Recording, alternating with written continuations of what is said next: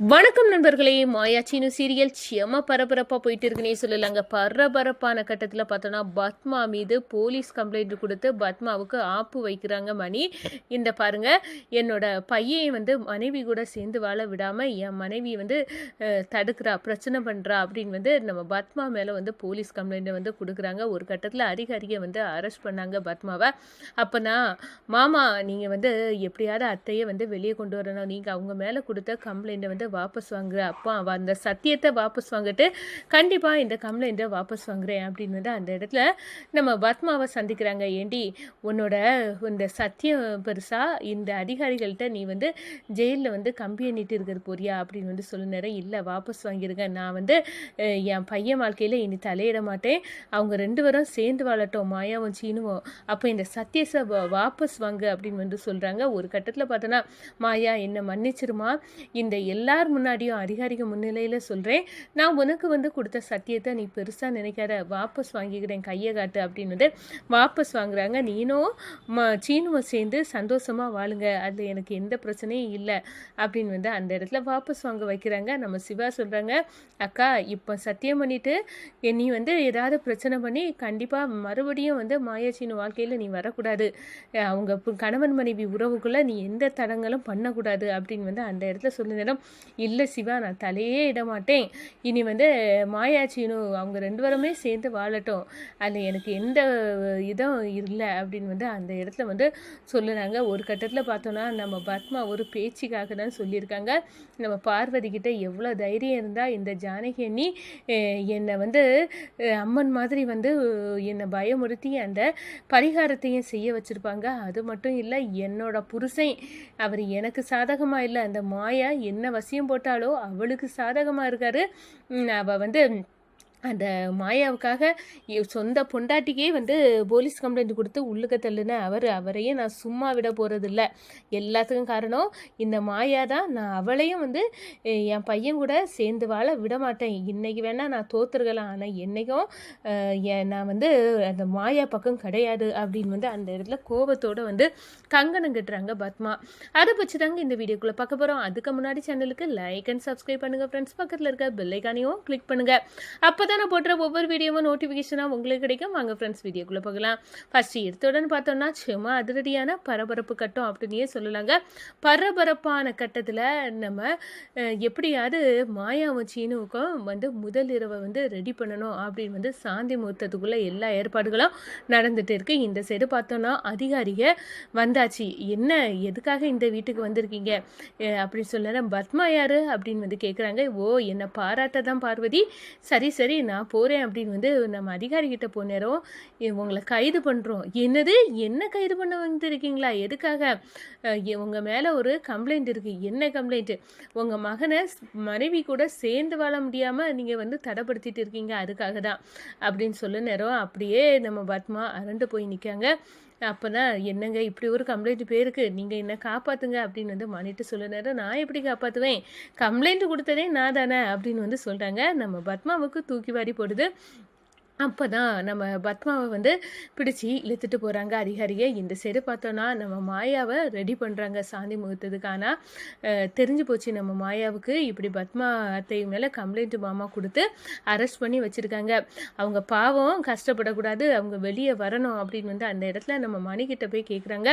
மாமா, அத்தை மீது கொடுத்த கம்ப்ளைண்ட்டை நீங்கள் வாபஸ் வாங்கணும்.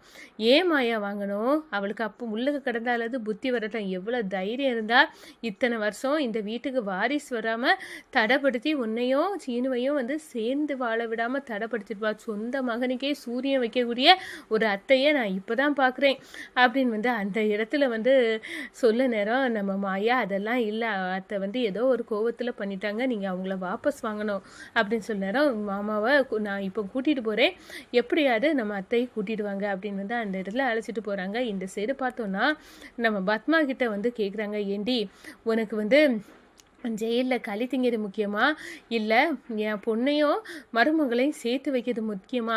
உனக்கு உன் சத்தியத்தை விட களி திங்கிறது தான் முக்கியம்னா நீ அங்கேயே போய் சாப்பிட்டுட்டு அங்கேயே இருந்துக்க அப்படி சொன்னேன். இல்லை இல்லை, இது எனக்கு வந்து என் பொண்ணும் என் மருமகளும் என் பையனும் வந்து சேர்ந்து வாழறதுல எனக்கு எந்த இதுவும் இல்லை சஞ்சலமும்.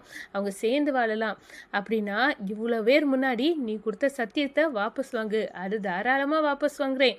மாயா, இந்த பாருமா, என்னை மன்னிச்சுக்கிட்டு இருக்கம்மா. இந்த அதிகாரிகள் முன்னிலையிலே சொல்லுறேன், நீயும் என் பையனும் சேர்ந்து வாழறதுல எனக்கு எந்த தடசலும் இல்லை. நீங்கள் சேர்ந்து வாழுங்க அப்படின்னு வந்து அந்த இடத்துல சொல்லணும். நம்ம சிவா கேட்குறாங்க, ஏங்கா நீ இப்போ இப்படி சொல்லிக்கிட்டு பிறகு சீனு மாயா கணவன் மனைவி உறவுகளை நீ எந்த காலத்துலேயும் தலையிட மாட்டேன்னு எங்களுக்கு சொல்லணும் அப்படின்னு வந்து கேட்க நேரம், சரி நான் சொல்லுறேன் அப்படின்னு வந்து அந்த இடத்துல வந்து நம்ம பத்மா வந்து சொல்கிறாங்க, இந்த பாருங்க, இனி எந்த காலத்துலேயும் மாயாச்சின்னு கணவன் மனைவி உறவுகளை நான் தலையிட மாட்டேன். என் பையன் மனைவியோட சந்தோஷமாக வாழது எனக்கு சந்தோஷம்தான், நான் திருந்திட்டேன் அப்படின்னு வந்து அந்த இடத்துல சொல்லி நம்ம பத்மா மீது கொடுத்த கம்ப்ளைண்ட்டை மணி வந்து வாபஸ் வாங்கிறாங்க. இந்த சைடு நம்ம பத்மாவும் பார்வதியை வந்து பேசுகிறாங்க, அக்கா நீங்களே வந்து நீங்கள் வந்து மாயா சீனுவையும் சேர்த்து வச்சுட்டிங்களா அப்படின்னு சொல்லுறாரு. என்ன சொல்ல போகிற பார்வதி, நான் வந்து இப்போ இவங்களுக்கிட்ட போராடி நான் ஜெயிக்க முடியாது. அதுவும் இல்லாமல் என் புருஷனே எனக்கு எதிராக கம்ப்ளைண்ட் கொடுக்க வச்சுட்டா மாயா. இதெல்லாம் எனக்கு பார்க்கக்கூட எனக்கு எரிச்சலாம் ஆத்திரமாக தான் இருக்குது. அதை விட இந்த ஜானகி அண்ணி என்னன்னா என்னை அம்மன் மாதிரி வேஷம் போட்டு இந்த பரிகாரத்தை வந்து என்னையே செய்ய வச்சாங்களே, இது எல்லாம் பார்க்க எனக்கு கடுப்பாக தான் இருக்குது. வேறு வழி இல்லை. இப்போ நான் வந்து எதாவது பண்ணேன்னா அன்னை என் மேலே கோவப்படுவாங்க. அதுக்கு பிறகு நான் இந்த வீட்டில் இருக்க முடியாது. எல்லாருமே அந்த மாயா பக்கம் இருக்க நேரம் இந்த பத்மா பக்கம் யாரும் கிடையாது, உன்னையும் என்னையும் தவிர அப்படின்னு வந்து அந்த இடத்துல இப்போ நான் வாயை மூடிட்டு இருக்கிறது தான் நல்லது. அதுக்காக தான் நான் கம்முனி இருக்கேன். இங்கே நடக்கிறதெல்லாம் கூத்தெல்லாம் பார்த்து நான் சந்தோஷமாக இருக்கேன்னு மட்டும் நினச்சிடாத, என் வயிறு பத்திக்கிட்டு எரிவு அப்படின்னு வந்து அந்த இடத்துல வந்து பத்மா வந்து சொல்கிறாங்க. இந்த சைடு பார்த்தோன்னா நம்ம மாயா சீனுவுக்கு முதலிரவு ஏற்பாடுகள் தடபுடலான்னு நடக்குது. அதே நேரத்தில் பார்த்தோன்னா நம்ம சீனு இத்தனை காலம் நான் மாயா கூட கணவன் மனைவியாட்டு வாழலை, இன்னைக்கு தான் நான் வந்து வாழ போகிறேன், ரொம்ப சந்தோஷம் கடவுளே அப்படின்னு வந்து அந்த இடத்துல வந்து நினைக்கிறாங்க. அதே நேரத்தில் பார்த்தோன்னா இந்த சைடு என் பையன் நான் கிழிச்ச கோட்டையை தாண்ட வச்சுட்டா இந்த மாயா, நான் விட போகிறதில்ல அப்படின்னு வந்து அந்த இடத்துல கோபத்தில் கொந்தளிச்சுட்டு இன்றைக்கி வேணா நான் தோற்றுருக்கலாம், நிச்சயமாக கண்டிப்பாக என் வந்து சீனுவுக்கு வேறு பொண்ணை நான் பார்த்து கட்டி வைப்பேன். இந்த மாயா எல்லாம் கிடையாது. இந்த மாயம் என்னை பொறுத்தவரையில் ஒரு மாயக்காரி தான். இவ வந்து எனக்கு என் குடும்பத்து ஆட்களையே என்னக்கிட்ட இருந்து பிரிக்க வச்சவ. இவ என்றைக்குமே எனக்கு மருமகளாக ஆக முடியாது அப்படின்னு வந்து கோபத்தில் கொந்தளிக்கிறாங்க. இந்த சைடு பார்த்தோன்னா நம்ம மாயாவை அழகாக வந்து நம்ம சாந்தி முகூர்த்தத்துக்கு வந்து ரெடி பண்ணி வந்து நம்ம ஜானகி அம்மா வந்து அழைச்சிட்டு போகிறாங்க.